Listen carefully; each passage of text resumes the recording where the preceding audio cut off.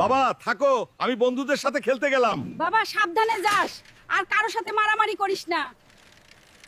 কিরে হাল্ক পরে গেলি কেন?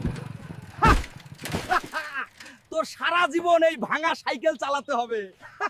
এই অপমানের জবাব দিতে হবে।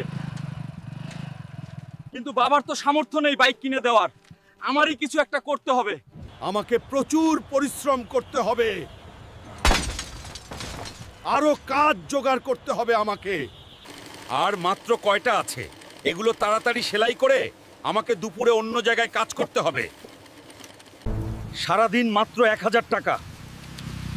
না, এভাবে হবে না। হাল্ক স্যার, আপনি আমাদের লটারি শো থেকে 1 কোটি টাকা পুরস্কার পেয়েছেন। দ্রুত চলে আসুন। বন্ধুরা, যদি কখনো কিছুর অভাব হয় তাহলে সেটা নিজে পরিশ্রম করে পূরণ করো। বাবা মাকে কখনো চাপ দিও না।